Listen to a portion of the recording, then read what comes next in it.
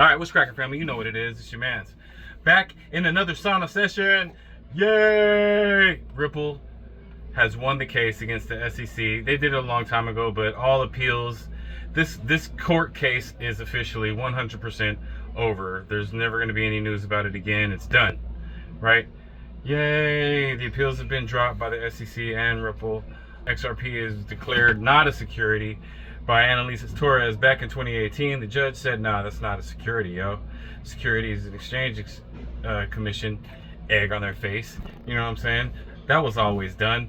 But it's always been back and forth, back and forth, back and forth. And now the case is 100% over as of last night. It is August 8th, 2025. The markets are responding, but hey, congratulations if you're like me and XRP is a major part of your portfolio, and this case has been a major part of your life for the past 6 years, so 6+ years. All right, it's your man's the Visor, back at it once again in a sauna session. Your brother, cousin, uncle, son, nephew, father, friend, and husband. I see you, Mrs. Visor.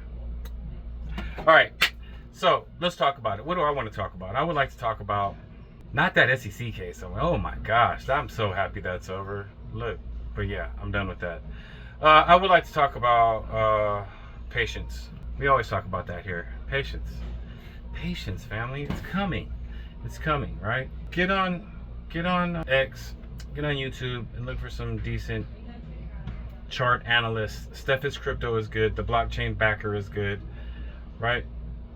And they'll tell you all systems are go for alt season, family. It's coming, right? And we're just waiting on whatever catalyst that's going to have retail speculators jumping in saying, hey, this time is different. It's just gonna go up. It's never gonna come down, because it happens every few years in the bull market. Towards the end, it's a euphoric blow off top. That's all we're waiting for, family. And you've been patient this whole time through all the downs and the downs and the ups and the downs and the downs and the downs and the ups and the downs, right? So, but that's what it takes, right? And I was saying that these gains, these potential generational wealth gains that are to be attained in crypto are not for everybody. It's just not. Investing, I believe, is for everybody. I believe that is a core tenet of being a human. You are supposed to take a little and turn it into a lot. God said, be fruitful and multiply. Didn't say be fruitful and add. He said, be fruitful and multiply. So, I mean, that was the first command that he gave, man. So we're supposed to do something with our time, with our energy, with our money, with our words, with our relationships. Those are all supposed to grow, and grow by orders of magnitude, right? So if you have a business, you don't want it to grow linearly, right? You don't want it to grow in a linear fashion. You want it to grow parabolically. You want it to grow exponentially, right? And that's what you want to do with your finances and your investments. But like I was saying, I don't think that is for everybody. I think wealth is a spiritual thing, and you got to get certain things worked out in your being, right? To actually be the person that can take those gains and continue to do good with it, right?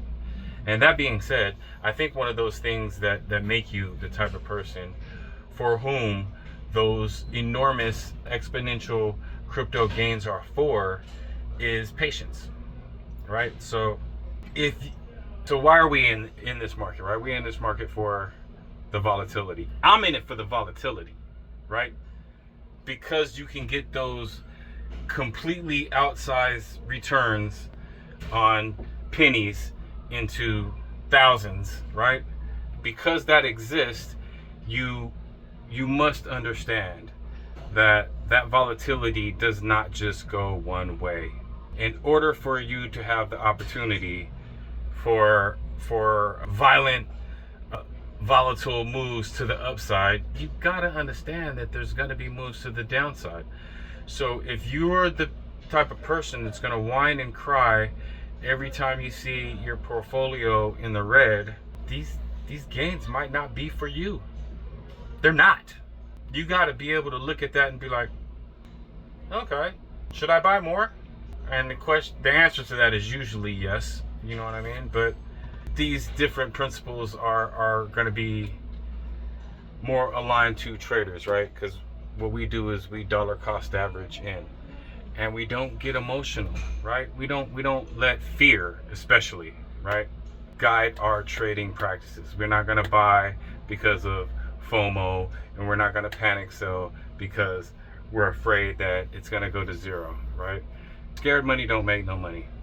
This is a term that I actually learned about while playing dominoes as a kid, right? That was one of the things that I did every day. I didn't have any finances, right, to speak of, right?